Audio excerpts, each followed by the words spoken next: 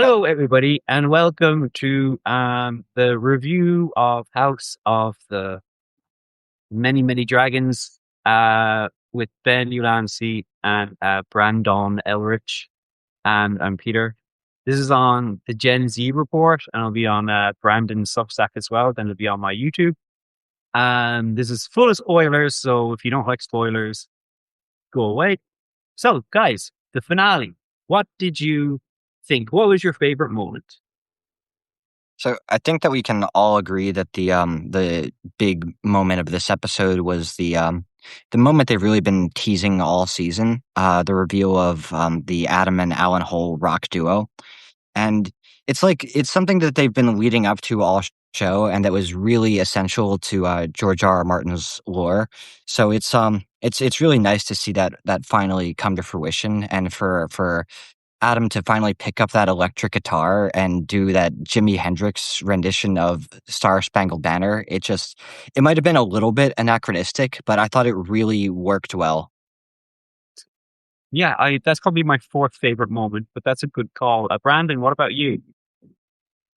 Um, well, I don't know if it was my favorite part, but it was the most surprising, the eroticism between Vagar and Syrax, that they that explicitness. I mean, I know House of the Dragon and Game of Thrones, they're always showing a lot of nudity and sex Yeah, and everything, but Yeah. I was surprised that they did it with the dragons. Yeah, we didn't get to see Cyclops Dong and the Odyssey, but we did finally get to see the Dragon Dong that they've been teasing for 3 whole seasons, and really throughout all of Game of Thrones too. So I think that it's a beautiful thing to see this finally come to fruition.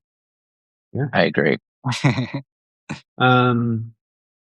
Okay, yeah, no, that the Vagar and Cyrex erotic moment. That's number two on my list, and the Adam and Alan rock duo, Jimi Hendrix thing, was I think number four. Just so you all know, I'm taking my notes tonight on the pen that was used by the showrunners to actually write the show. Oh, Yeah, it's as you can see on the top box off.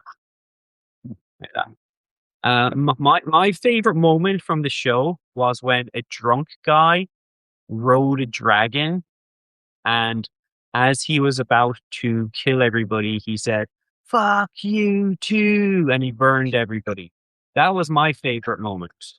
Oh wait, that happened. Ugh. yeah.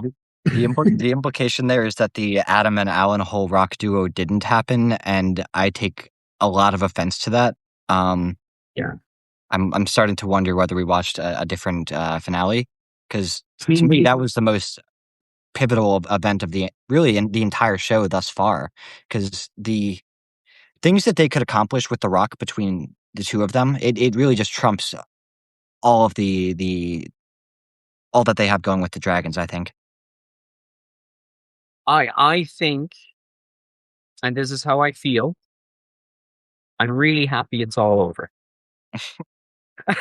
Because this morning when I was watching it, um, again, I paused about halfway through and started doing the dishes. Because I just wasn't like, I was like, because I got to about 35 minutes into the episode and like there was nothing happening. And I was like, I'm just gonna, do some stuff around the house. I'm sorry, I hate to be this guy, but I absolutely hated every second of it. Really? Oh, really? I hated every second of it. I'm sorry. I thought this one was really intense, Yeah. actually. I was kind of It like, was. No, it was. Yeah, it was. But like I have my own reasons. So maybe you guys should go ahead and give your thoughts first. Because Can we talk about that awesome recap music? I don't know if you guys noticed that as much as I did, but the music that they used for the recap, I'm pretty sure it was the first time they ever pulled out that song in the show, and man, that was so perfectly tense. It really just let you know that something big was coming. yeah, I skipped the recap. Oh yeah, I didn't. okay. Yeah, I'll watch it again, but like I watched it this morning, but I didn't really notice anything Okay. about it. Like I say, I watch it in the morning, so maybe my mood just isn't in the right place. I don't know. But I did have that same experience of getting halfway into the episode, and I started to actually wonder whether they were going to drag this out for another season. Like if they were this whole episode, they were just going to keep like ordering troops around and building this sense of urgency, and then it's like, all right, wait till season 3. I would have been livid if they had done that because They man, kind of did. say again. They kind of did. They kind of did do that.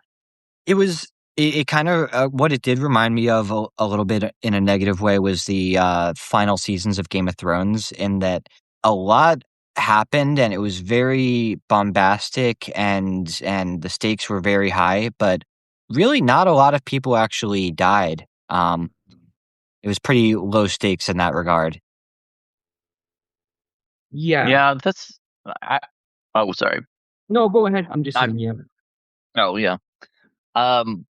I felt like this one had a lot of emotion in it, like with the not just with the dragons, but with the putting the kids, especially that part. I thought, but when you put kids in danger, I think that really kind of hit Yeah. at least most people, putting them on the in the front lines and everything, and they panned along each kid, and you saw the one that had peed his pants and vomiting and stuff like that, and you could see how scared they were, and that some of them were going to die, and so that kind of tugs at you. Yeah, I like the realism of that, and I don't think we've really seen that much in the past. The what the kids go through before all of this goes down. I guess a little bit in the King's Landing invasion in season 2 of Game of Thrones, but not quite as visceral. Like the way you see them all puking and pissing their pants, it really does drive home the intensity of it. Yeah, and that one where I can't remember his I don't remember names very well, but the kind of Viking looking guy with the beard, Roddy the Ruin. Yep. He takes his axe and slices one of the little one's face into. That was like, usually don't see them slaughtering kids quite so graphically like that. That was also another parallel to the invasion of the Blackwater in Game of Thrones, when you see Stannis climb up the wall and just start going crazy as soon as he's up on the battlements. Yeah, that's right. So yeah, how did you guys feel? Like, I know you haven't read the books, and when I finished it today, my wife says, like, "You're not happy, are you?" I was like, "No," and she was like, "Joe, why don't you just like fuck off back to the books then?" And not her words, but like she kind of just said, like, "Why don't you just focus on the books and instead of the show?" And maybe I will, because it really made it. It has made it a lot less enjoyable, especially since season 2. Like, how did you guys feel about Daemon being at Tumbleton? I thought it was nice to see him be like an actual warrior on the battlefield instead of just on his dragon. I think some people pointed that out as a plot hole, that he wasn't on his dragon, but for me, it kind of seemed like a thing of personal pride. Like he wanted to prove that he could still be that on the grounds warrior. Mm-hmm. Because he's not meant to be at Tumbleton at all. Oh no, no. Oh, He's supposed to be in the Riverlands chasing Vhagar with Caraxes, and that's like his whole plot line. And that's why I was so worried about when the sheep stealer thing happened a few weeks ago. Like I said, we have a sheep stealer problem. Like, Rhaena, she's meant to be Nettles in the book, and Daemon is supposed to fall in love with Nettles. Okay, and Nettles has a dragon called Sheep Stealer. So when they changed it to Rhaena, like his daughter, I was like, okay, well, he can still go off to the Riverlands with her and fly off and chase Vhagar. But then in the last episode, they kill poor Sheep Stealer basically, and then take Rhaena back to King's Landing. So then I'm kind of like, oh my god! So Daemon's not going to be doing his arc in the Riverlands chasing Aemon. So when he was at Tumbleton, the minute I saw him at Tumbleton, I was just like, I'm so out of this life because it's kind of like it would be like in Lord of the Rings if Bilbo, what's his name? What's the name of the guy who went with Frodo Baggins? Samwise Gamgee. It would be like if Samwise Gamgee didn't go to Mount Doom with Frodo. Like that's how big of a thing it is to have like Daemon at Tumbleton. Is huge. Well, so who in the book went to I mean, there was a battle at Tumbleton, right? Yeah. Do you I mean, know in the book who's at Tumbleton? Ormond Hightower, Daeron Targaryen, and Roddy the Ruin, the northern guy, and then the big guy with the big sword, John Roxton, the guy who nearly kills Daemon. They're all there. So they have plenty of characters there. And then when Ormond knights Daeron and calls him like, I knight you, Daeron the Daring. And that was very annoying as well, because in the book, by this point, Daeron has like fought 5 battles and covered himself in glory and earned that moniker. So for them just to kind of go like, I knight you, Daeron the Daring, it's anyway. Point is, they had plenty of characters because I think the actors playing the Hightowers and Daeron have done a great job, and I would have been on their side. But then if you put like Caraxes and Daemon into the scene, Matt Smith just steals it. You know what I mean? But it's not his scene to steal. Like that belongs to other characters.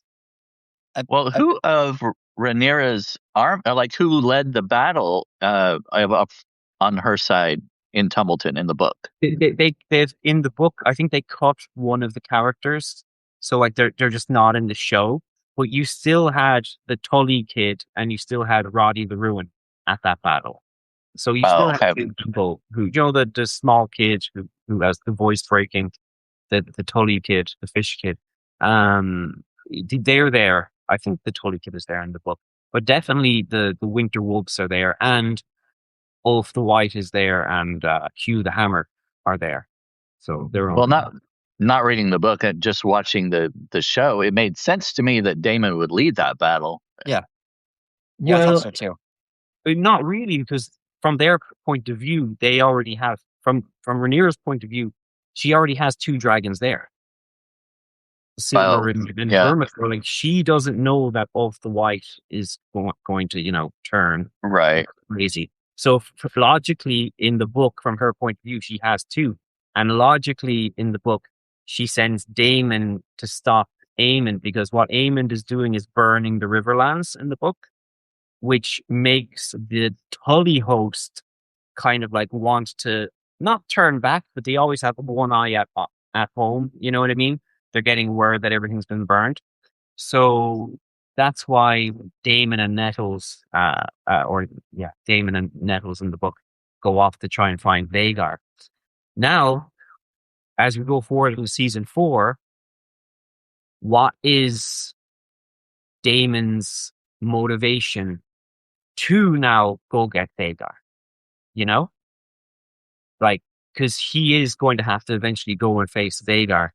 And what's his motivation? So is it still to go chasing them? And then how many other things get pushed back? Because there's 1, 2, 3, 4, 5 huge things that still have to happen. And they cut so many other huge things. And I said, oh, well, they've cut so many huge things because they're going to put more huge things in season 3. But they didn't. There's only the Gullet and Tumbleton, 2 huge things in season 3. And I was watching the last thing. I was watching the behind the scenes of the episode, and the showrunner said at the end of it, now this is giving you a taste of what's to come in the Dance with Dragons. And I'm like, dude, you only have 1 season left of 8 episodes, and you've done nothing. Absolutely. Totally disagree. Oh my God. Oh, I couldn't disagree more. It was an 8-episode long season, and many, many huge things happened. Episode 1 and 2 are just climactic. And then to have another episode again this same season that was as big as this one, I also thought episode 7 too was pretty significant. But this to me was a pretty. What did the last episode achieve? What did this recent episode achieve? No, the one before. Like, what did it achieve? I thought it was incredibly intense watching the dragons and their rulers just try to gain control of the situation and just be so helpless. And I had no idea. That's the part that sticks out to me too. Yeah. I had no idea who was going to get out of there. The whole scene, I'm like jaw dropped, like what the fuck is about to happen here? So that was a big deal for me. I keep thinking whenever we do these talks, I keep thinking about. So I'm in a couple of House of the Dragon Facebook groups where people post memes, and there's a whole bunch to the effect of people who read House of the Dragons every time that the show diverges from the book, and it's just someone freaking out, da da da. And, yeah. And, well, and you take issue with so many things that are just completely unproblematic to me as someone who's just a fan of the show. It all feels totally cohesive to me. Right, but you're also a fan of Game of Thrones, right? I think Game of Thrones totally dropped the ball in season 7 and 8. Yeah, you're still a fan of the universe. I mean, why does Helena kill herself at the end of the episode? Because she realizes that she's completely trapped. Right, but wasn't her main motivation to protect her children? That part kind of confused me, actually. Why did she kill herself if she's pregnant? If her whole thing is to protect Jaehaera and then for her unborn child. The thing is, like, the main reason why... That was made clear to me. What? That was made clear to me. Because she realized that the kid would be born a pawn and would never have a life of his own. I was a little confused because she had that one vision where she was with her kids in a kind of off in the countryside or whatever. It kind of seemed like that was like a future or possible future or the future for her and her kids. And then she killed herself. I was like, oh, well, that's kind of, that part did kind of confuse me a little bit, but yeah, I don't know. Well, yeah. I like the poetry of seeing someone else commit Tommen's Right. Oh, Tommen had a good reason to jump out that window. Poor Tommen. Helena didn't. I mean, Helena had a child and she was pregnant. And again, in the books, I'm sorry, her child is born. His name is Maelor, and he gets captured, and then he gets ripped apart by a mob, and that sends her over the edge. You know what I mean? And that's kind. And it was the same in season 2 with Blood and Cheese, like where they completely watered that down. So I guess the biggest kind of problem is that, like, and I said it with Game of Thrones as well, like how Stannis has to be taught by his daughter about the Dance of Dragons, and he's like the smartest man in Westeros. Is that it just didn't make any sense because of, we know, well, like it's the bloodiest time in Targaryen history where it's just battle after battle after death after death, battle, and there hasn't been that much. I'm not saying show every battle, but they didn't even mention any of the battles that Daeron did in the Reach on the lead up to Tumbleton, you know? And I found that to be strange, you know, because they could have explained all of that in just, like, you know, 5 or 6 minutes speaking. Like they said, here, did you hear about Daeron do this, Daeron do that? That could have helped a small bit, you know? And to think that, like, Aemond and Aegon's that's their last scene. That scene in Harrenhal for another 2 years. You know, I found that kind of disappointing. That, like, that was Aemond's last scene, and all he did was, like, chill out with Alice Rivers, which he does in the books, but he's doing so much more as well. And why does Vagar leave him? That breaks a lot of lore. Anyway, look, if I hadn't have read the books, maybe I would have enjoyed it. But there was things in it that I thought I'd be able to put to one side, especially after season 2. And I thought after watching the Battle of the Gullet, I was like, yeah, this is awesome. But as the season has gone on, I've been getting, more and more pissed off. So Sorry. my understanding of the book is that it's almost a cop-out in how it doesn't actually depict any of these events and just does the lazy part in saying, this is what happened, and this is what some people reported happened, and this is what the townsfolk reported happening. But you don't, as much as you would in the Game of Thrones universe or Song of Ice and Fire universe, actually see events playing out. So I think in that way, it didn't really lend itself to a show as much as Game of Thrones, and it makes what they've achieved even more impressive. No, because if the author of the book literally says out loud he wants nothing to do with the show, then they haven't done it. They haven't done it right. Like, I mean, as a piece of entertainment, maybe they have. It has been entertaining and it is really good. But like, we're holding it to a higher standard of just even Breaking Bad. Like, I think Breaking Bad is the best show ever made. But Game of Thrones, because of the world building, kind of like Lord of the Rings, will always be held to a different standard of, like, say, The Wire, Breaking Bad, things like that, because of the world building that has happened. But if, like, the author comes out and says, I want nothing to do with this, when he reads the scripts for season 3, that's, like, not a good sign. And I thought he was just being, like, a grumpy old man about it. Yes, But, like, that's my thought. yeah, and then, but after this season, I was just kind of like, this is not good. But like, I have to defend Fire and Blood. Fire and Blood does go into it a lot more. They have like different sources and things like that. Like they're like this book here. Where was that? I don't have Fire and Blood because it's back in Ireland. But like this book here, like it goes into everything like you say. Like they talk about it bits and pieces and stuff like that. But Fire and Blood actually does tell you a lot about it. And the thing that you said, like, it's not reliable, that's the thing I like about it, because like it's done by like Maesters in Old Town or something like that, where like they're obviously on the high tower side or whatever. But they do tell you what happened pretty clearly, because they say, okay, who's alive, who's dead. Do you know? And then they say, well, he's alive and he's dead. How did that happen? Oh, we think it happened with this way. But in the show, they're completely killing people completely differently, But and they're for different reasons.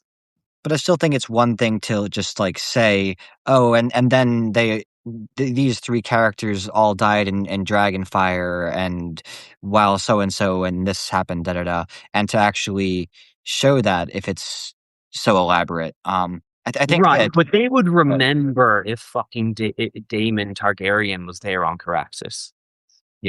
Like that would have been in the book if that had happened. Like I can understand with like Vagar and Lucerys and Arax, where it's like maybe it was an accident, and I can understand with Alicent where it's like maybe Viserys said something to her. That's creative license. I get that, but just to have a big huge fuck off dragon in Tumbleton who just wasn't there is just so obvious HBO bullshit, where it's like, we have Matt Smith, therefore we must use him, and we don't want to do that, and it's so easy to see through it, and it's fucked, man. Like it's completely fucked. Like if you go and when you finish watching the show, and if you go back and read the book, you will feel completely different. Is it good television?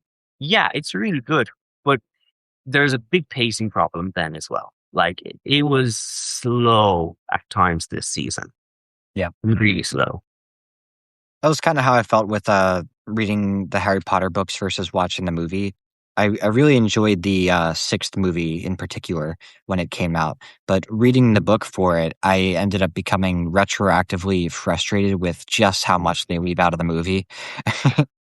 um, I think the Harry Potter movies are good. I think I think they're one of the best examples of a film adaptation series coming from a book. They do omit some things and definitely have some creative liberties, but for most part, I feel like they do a really spectacular job of capturing the essence and leaving out things that should be left out.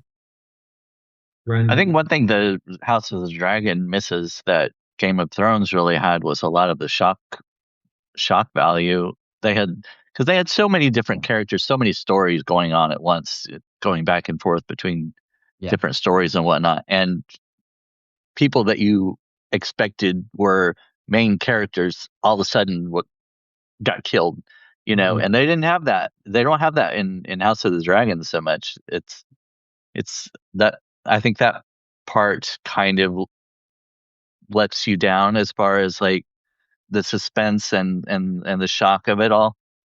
The Battle of the Gullet was tapped into peak Game of Thrones in that way for me, but this recent episode was more like the bad part of Game of Thrones. Because the Battle of the Gullet, I didn't know any of how that was going to go down beforehand, so that was I was absolutely jaw dropped in a way that very few TV shows have ever left me before watching that one. And this one, it definitely reminded me a lot more of Game of Thrones season 7 and 8, where you always kind of know the good guys are going to win, and the long night still pisses me off so much. It was the biggest threat in the entire show, and who did you even lose? You lose like two unimportant static side characters. Like, ugh.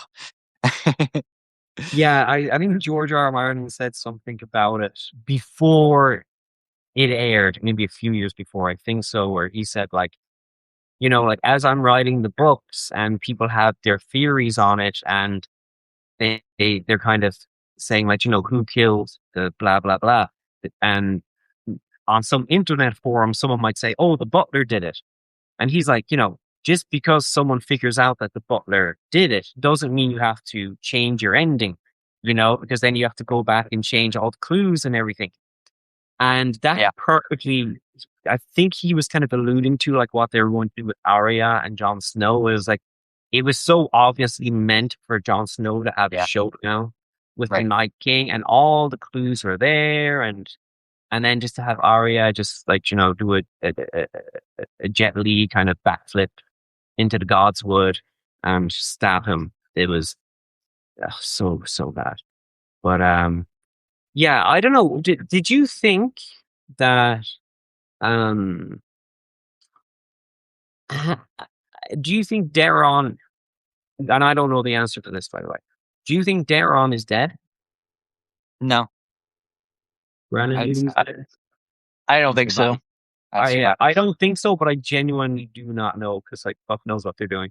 Because I just saw like Gawain like at the end like looking for him. What did you think of the battle between Daemon and John Roxton, the guy with the big sword? Pretty intense. I almost I had the feeling that possibly Daemon could die in that one. Yeah. Or at least get seriously wounded. Yeah, he seemed like he was a little in over his head with that one. That was intense.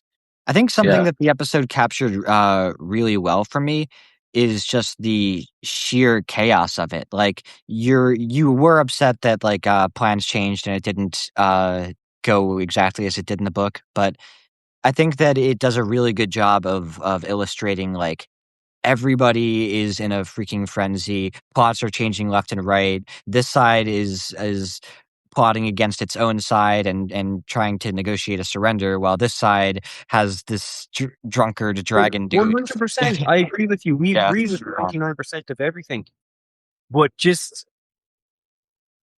Daemon being at Humbleton, I was just like, because like when I think I saw something in the trailer for it, and I said maybe he leads them down there, then he flies off to do what he needs to do.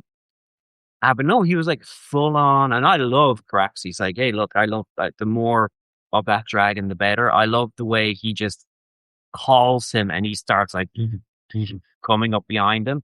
I love that. It's amazing. It's super cool. But yeah, it was.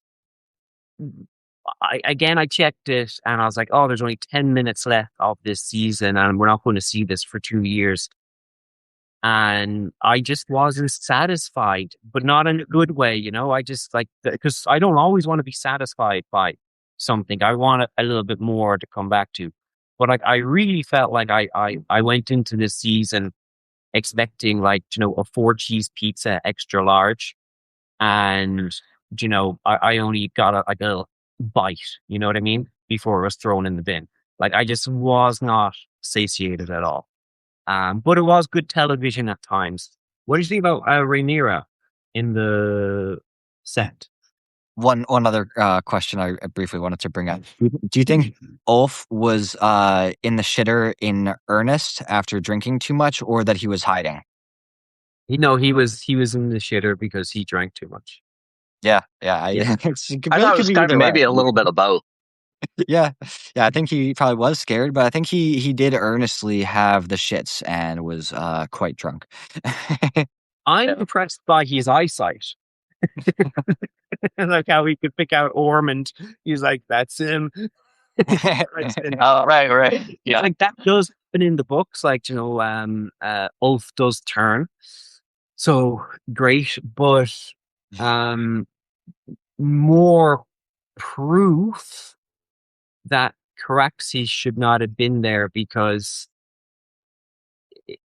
then there would have been real carnage, I think, because Caraxes would have just went for Silverwing if he saw another dragon coming down burning where his rider was. You know what I mean? Mm. Like, you know, that's just my nerdy Game of Thrones kind of like, this is how dragons act. Mind coming out. But that's kind of like what I thought. But like, that's kudos to the show, because I do kind of sit, and the books, because I do sit there kind of going like, this is not how a dragon would think. Well, can I ask you about the set? Because I have it in the notes here, and I don't want to miss anything. We can circle back to your point if you want, but I want to know what you think about the set. That was another scene that I really, really liked. I don't know if it's just my distaste for organized religion, but as Jesus, man. as soon as Cersei stormed in there, I'm like, yeah, fucking get those fuckers. Cersei. Or not Cersei, Daenerys. Sorry. You're having flashbacks. Yeah, quite comparable. Yeah, she was also not a fan of the faithful. Yeah. I don't even remember reading that. I don't know. It doesn't matter. But Brandon, what did you think? Yeah, I thought it was interesting to see what's his name? Her right hand, Alan. I was gonna say Adam, and I was like, no, he's the bass player for Alan and Adam. Yeah, he's the bass player. Right. Yeah, Alan. I was like, you could see a little bit of the conflict, but he goes ahead with it, and there kind of wonder. Long conflict though when you're about to stab. Oh yeah, well yeah. And to beat the High Septon over the head with the electric guitar like that, I was just absolutely gratuitous. And really, I didn't know that they actually even had electricity in Westeros. No, but my favorite part was like after he killed the Pope and he started putting up the Scientology flags. But it was like, about goddamn time. About time. It kind of makes you wonder what his actual motivation was. Like when his brother questioned him, you just want the glory, or you want to elevate yourself. But is it that he's trying to prove himself worthy to marry, you know, a Baela? Yeah, Baela, or is it that he does want his name?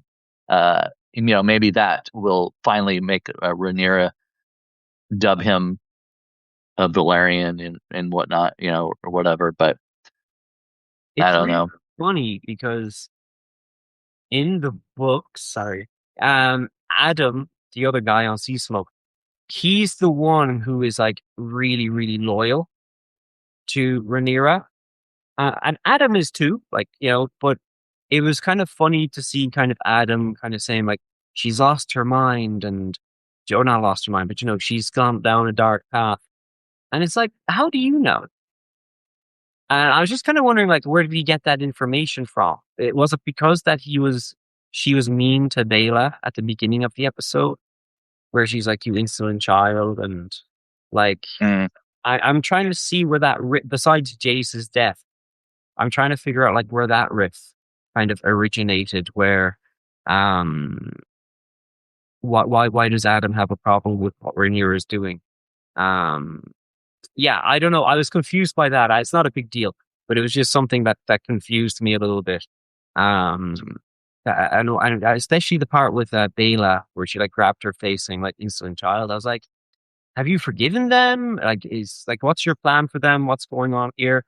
It does feel like Rhaenyra, especially, was like written by two people. I kind of feel like someone said, I'm going to do the good version of her, and then for the last two episodes, you can write this really kind of frazzled fascist version of her. Like, I know people are complicated and everything like that, but she just feels like a different person episode to episode for me. I thought that they did a really good job capturing her anguish upon the discovery of Aegon still being alive, because she was already in such a distraught state. So for her to discover that like the single biggest challenger to her legitimacy is not only still alive, but still has his dragon after she very explicitly declared him dead. Yeah, I think that was a pretty legitimate cause for her to spiral even more than she has thus far. Yeah, that's true.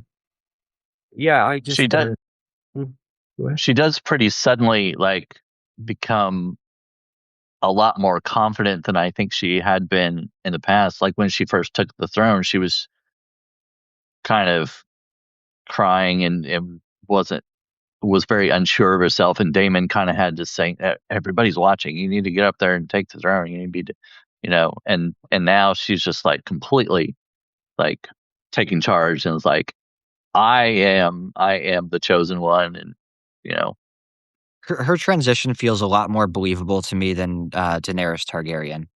I think that it ultimately made sense for her to become the Mad Queen, but the night and day shift there, I think people were really right to take issue with.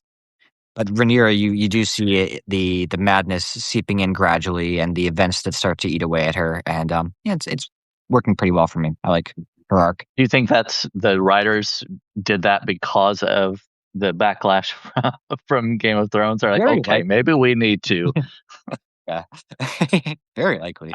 Yeah, I like that they made Rhaenyra and Alicent kind of our POVs. Okay, I like that. But the problem is that Alicent has no agency after Aegon is elected or crowned king. She has no agency. Like, unfortunately in that world, she's just his mother. You know what I mean? So they had to concoct this whole sort of storyline where Alicent and Rhaenyra, they're still kind of friends, and they meet up, and they have this whole plot. They have to make this whole plot where he opens the gates, and it was a little bit sad to me because I really liked that they were going to have these two characters be the two POVs, and I thought it was going to be super interesting. And I don't think they needed to concoct all these extra plots for Alicent for that to happen. I kind of feel like you could still have a really good arc from a mother's point of view, looking after her daughter, talking to her, even how she deals with guards. I just, in the dialogue, it would be really good and emotional. I don't think you have to turn her into an assassin who goes off to try and kill her son in Harrenhal. Do you know what I mean? Like, that was weird. That is like, I need you. Like, I'm going to take you, my most prized hostage, and I'm going to send you to your son who has a dragon, and you're going to kill him for me. And then, by the way, you should come back here. Like, I found that like batshit crazy. Well, one of my growing concerns about this universe with Game of Thrones, I felt like the reason that it went off course was because they no longer had the source material from George R. R. Martin to go off of, and just did their own thing, and it was very poorly received as a result. Now I'm starting to wonder whether more of the issue is just that this universe George R. R. Martin has created is too expansive, has too many characters, too many things going on, too many supernatural elements for it to ever be satisfactorily closed. So I'm feeling a concern that we're heading into the same sort of disappointment that befell the end of Game of Thrones.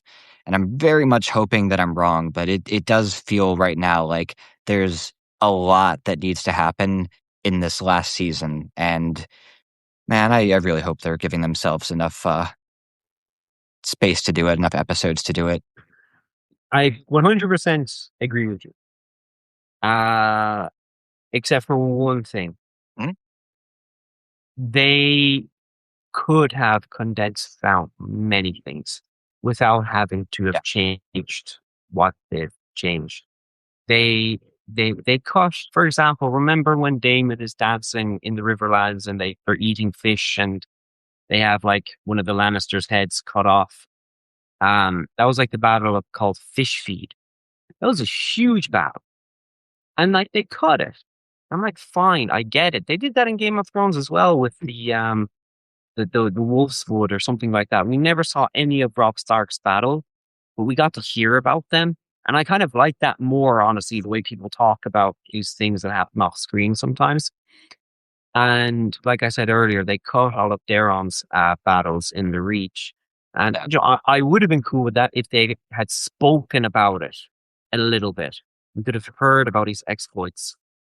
And yeah, that they can do that and they can cut everything down, no problem. But now we're going into a Night of the Seven Kingdoms and a Game of Thrones that happens after that. And they've altered the Targaryen bloodline. Do you know? Like with some of the things they've done. And they didn't really have to do it. And that's the thing that's probably needling book readers so much. That like we know like that we're not going to get a Dorne storyline that's satisfactory in the show. We're not going to get the Aegon storyline. We didn't get that in the show. We didn't get lots of things in the show, but it was still great up until season 6. So like that's kind of like a deal with the devil. But yeah, I agree with you. They just changed their own things. I think it kind of highlights the talent level, or at least the big difference between a literary writer and a show writer. You like through the Game of Thrones, like you were said, they ran out of source material because they didn't have this literary fictional novel to go by, and so they just kind of went, well, let's just do this, and you're writing all this stuff, and then I agree with you, but I disagree with you because I actually think that the show was probably one of the greatest shows that it's ever been made. Because of like the CGI, the people who do the costumes, the actors, the directors, even the writers, even though I have problems with what they do. It's like there's so many talented people who have made this amazing TV show, which is why I'm so perplexed. As I'm like, you did all of that, but you did that. Like that's so weird, That's why, because it is awesome. And like overall, yeah, but I'm just focusing on the writing itself, like the storyline writing of it is like not quite up to the level of a literary fictional writer, novel writer. And to that point earlier, I feel like it's really easy to say, oh, this and this happens, and to type it out on your keyboard. But it's another thing to actually acquire the budget that it would take in order for these scenes to be meaningfully depicted. And House of the Dragon has a significantly higher budget than Game of Thrones. Like you said, one of the most visual shows ever created, ever got in its 8-season runtime. It's like 20 million. I forget if it's per episode, but it's something truly colossal they've given to this show's special effects team. So I think that they ran into hard limits and just realized that there were battles that they had to leave out of this show if they were going to stick within their budget and make the ones that they did show as spectacular as they were. I agree, but like, are they using the pen well? You know, because Game of Thrones happened. Like, that happened with Game of Thrones in season 1. I don't remember what it was. It was the boar hunt that killed Robert Baratheon, and like in the actual show, he's just like walking through the Godswood with a spear, and he's got 1 or 2 guards. And George R. R. Martin was kind of saying like, hey man, there should be like tents and caravans. And they just said, look man, we don't have the budget for it. So like, what are you going to do? Well, what they did do is they gave that scene like a fantastic bit of dialogue between him and Renly, where we really learned a lot about Renly's view on the world. And just, it was very useful, well done. And they could have done that in House of the Dragon a bit more, I feel, where, fine, if you're going to cut fish feed and if you're going to cut the butcher's fall, which is basically what they did. I mean, the way Kristen Cole went out was really disappointing. But yeah.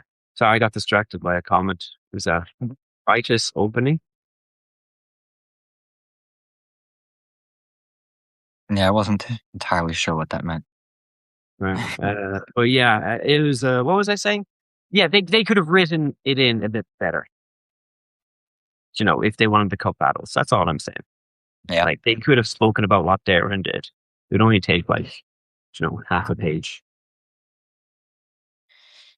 Yeah, I'm still trying to hold on hopes that this last season is going to bring it all together, but I am starting to have more and more of these fears that this is heading a similar direction to Game of Thrones. Do you know what I think is going to happen? What's up? I think it's going to be really good. I think season 4 is going to be really good. I think so too. Yeah. It's going to be awesome. Yeah. But it's just how we have gotten there, or how we how we have gotten there. Has just been shit. Shit from a Game of Thrones like season 1 to 6 standard, and a United Seven Kingdoms standard, because that's what we're putting it up against. And it always feels bad, like going onto the internet and saying these things about these TV shows, because I can't stress enough, like how much like respect I have for like the amount of work that goes into it. You know what I mean? Yeah. So I don't know. It was disappointing, but on the bright side, my wife wanted to start watching the show, so we started at season 1. So we're watching season 1 right now of House of the Dragon, and she's really liking it. Last night, I found myself measuring the progression of House of the Dragon against the progression of AI. Season 1, AI didn't exist. Season 2, AI is becoming ubiquitous. Season 3, it's like it's no longer in its infancy. By the time season 4 comes out, I have reason we might be sheltering from Terminator bots roaming the street. I was thinking about that today, because I was like, the first time I ever spoke to you about like entertainment or anything online was about House of the Dragon, about like 3 years ago, I think. 2 years ago. I don't know. It was a while ago. And I'm like, next time we do this, will any of us still be on the internet? You know what I mean? Like we just have moved on to different stuff. I don't know. It'd be weird. I wasn't thinking about it in the doomsday way that you're thinking about it, but I was thinking about it. But I tell you what I did do today. I opened up like a Google Doc and I started writing very, very badly how I would have written the show. And unfortunately, and I mentioned this to you guys before, the best way to save the show is by cutting its best season, which is season 1.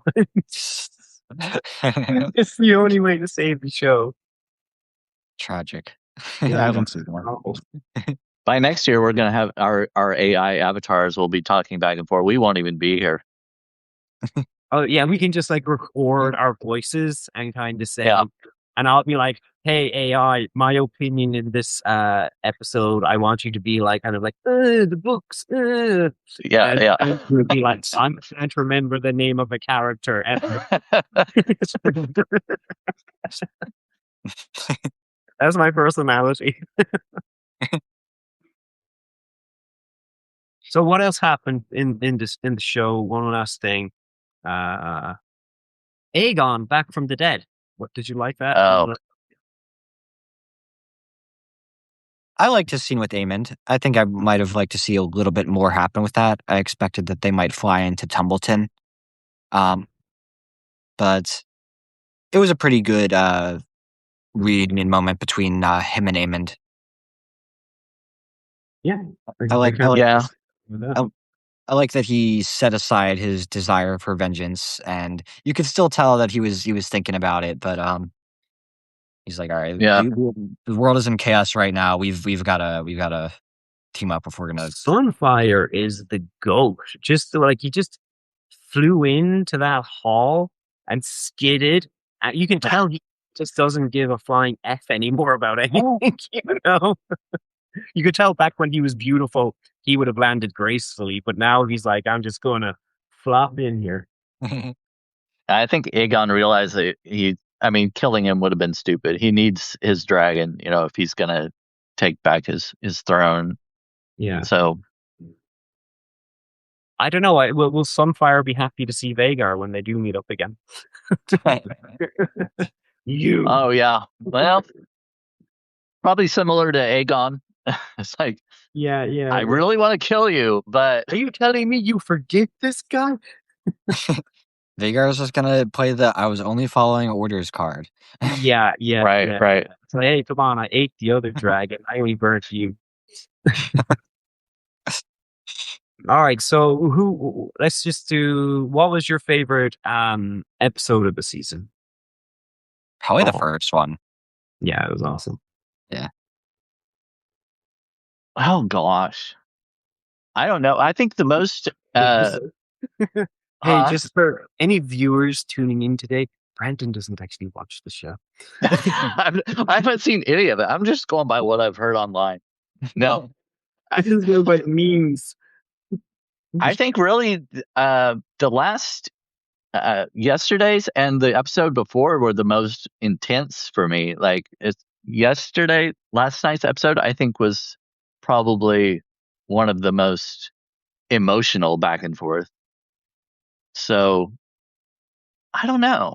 I'd probably go with the season finale of yesterday, just because maybe it's recency bias, but I don't know. If I went back and watched it again, I'd probably pick one of the earlier episodes, but yeah, I have to go with the Gullet. Yeah, that's my one. I liked the whole POV of Rhaenyra in episode 3. I think I thought that was cool. I thought episode 2, like the season started really strong. The first 3 episodes were really good. I gotta say, who's your goat of the season? Like, who's your favorite character of the season?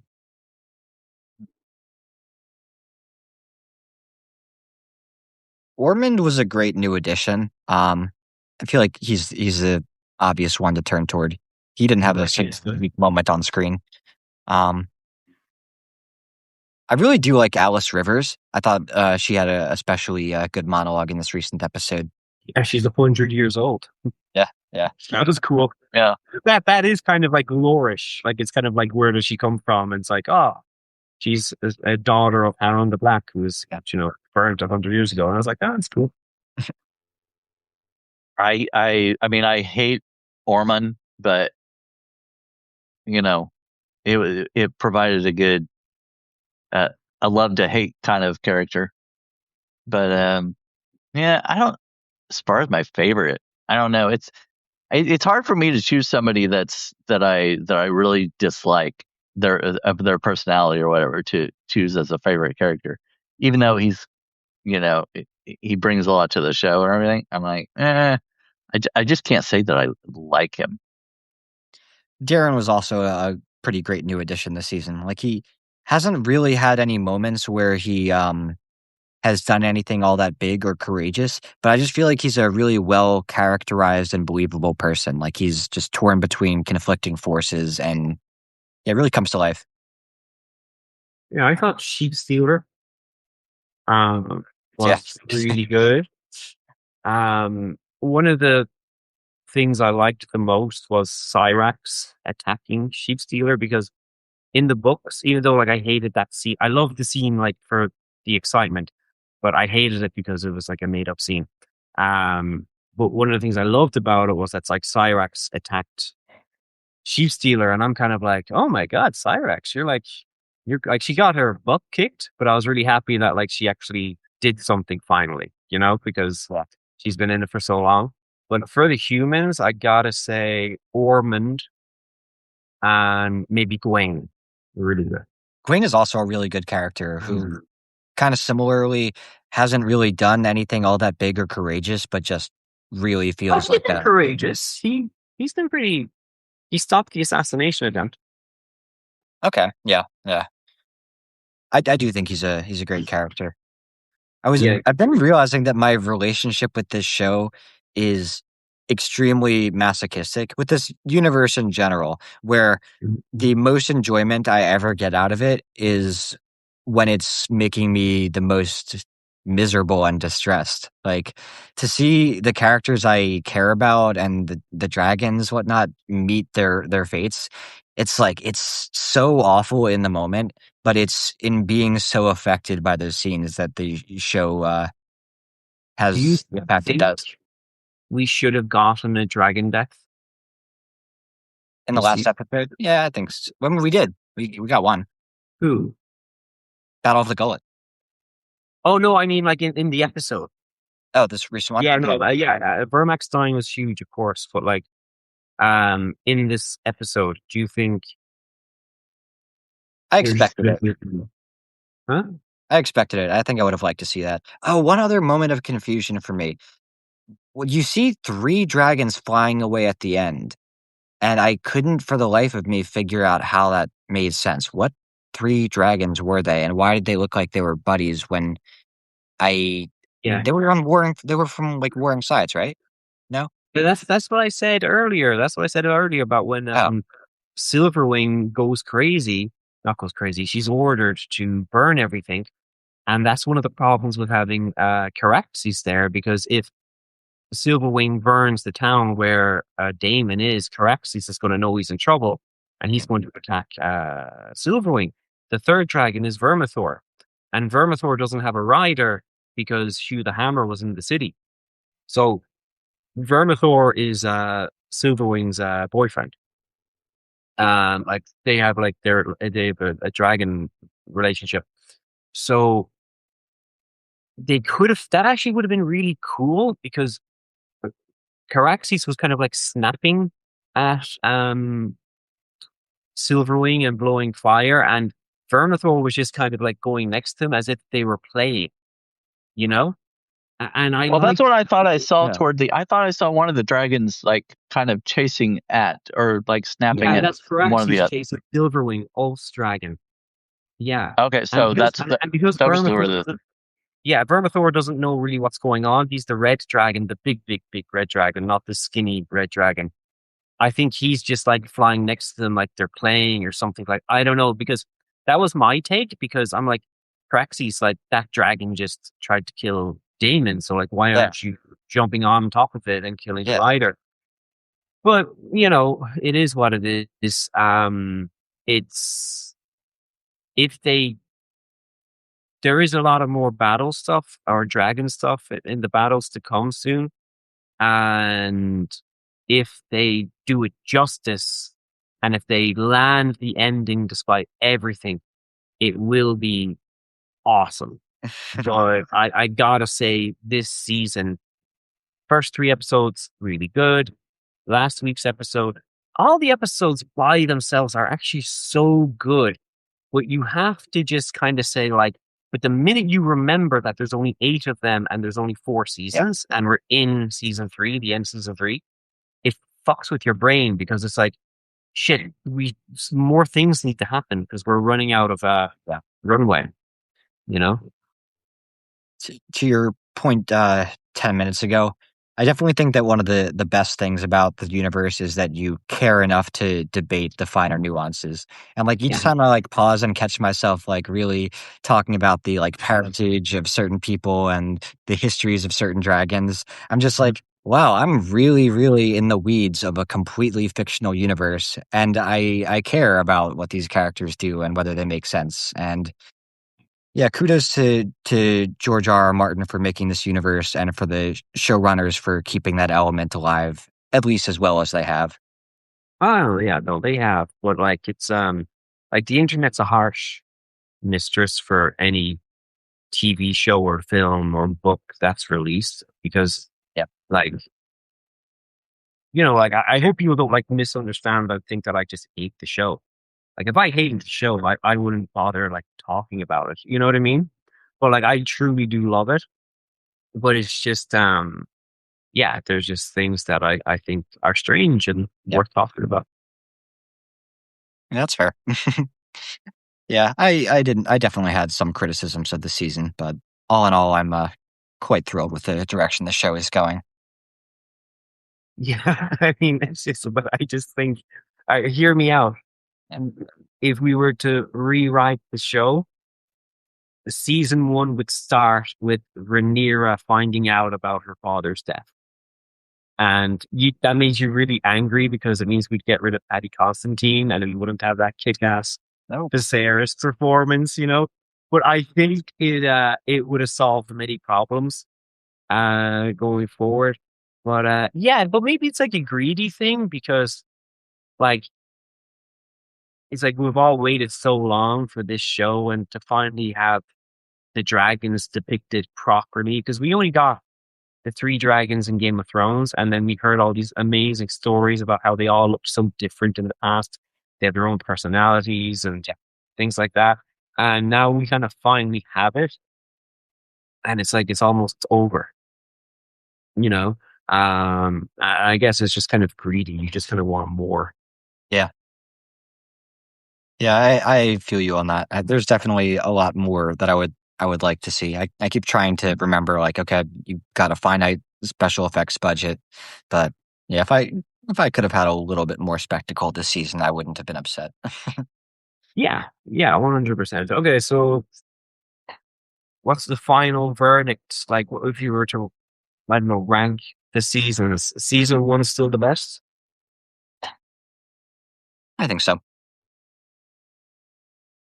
I think that this is definitely not the best one this season, but there's so much slow stuff and so many episodes that basically not a lot happened. Season 1 was the hardest one to get right, and I think still the one that they got the most right. This one I would put at number 2 and season 2 at number 3. Season 2 is a weird one. I'd put season 1 at 1, best one, and then the thing is like, is it if we're comparing season 2 to season 3, I think they both have the same problems. So yeah, it goes down to the set pieces. Is Rook's Rest better than The Gullet or Tumbleton? No, it's not. But Rook's Rest and kind of seeing Release the Dragon and Rhaenys the Queen, who never was, dying, I think it means more than Tumbleton. It had more emotional weight. Yeah. But the Battle of the Gullet, seeing what happened to Jace and his dragon and how well that was done, like it just puts it ahead of it. So for me, season 2 is the worst, season 3 second best, and season 1 the best. Like season 1, rewatching it now, it's amazing. It's so good. Yeah. Who would you? The time jump. Sorry. The time jump I didn't feel so good about when they first made it. I was upset to lose these younger versions of the characters, but man, they really did as well as they possibly could have with that. I felt like, ultimately. What are you saying, Brandon? I was wondering who, like, as far as the actors go in House of the Dragon, who would you put at one of the top? Who? As far as the actors, which actor would you put Oh, as sorry. like, Okay. performing Matt the best? Smith, Emma Darcy. I think the guy who plays Aegon is really good. What's his name? Something Carney. If I have to choose one, Sheep Stealer. I love Sheep Stealer. But if it's going to be a human, I'm going to go with Emma Darcy. I think they are fantastic. Yeah. I thought Tom Really good. Holland really portrayed Sheep Stealer beautifully. You can barely tell that it's Tom. You can barely tell, but like you can tell that he hasn't been to the gym because it only took one bite from Zendaya, who was playing Cyrax, to leave a load of like gelatinous skin hanging off, like burning. It's so strange. Timothée Chalamet as Vermithor. I also wasn't so sure about at first, but really characterized him beautifully, I thought. I'm writing a story at the moment, a short story, is for a bit of fun, like where all the characters are animals, and I've been like, oh God, how does the penguin talk? And what does like a lion say? And I was like, I'm just going to play them as humans. Like I'm like, why am I changing? Just have the dialogue. I would love to have that with the dragons, where they just have like internal dialogue going on, where they're just kind of like, oh, here we go again.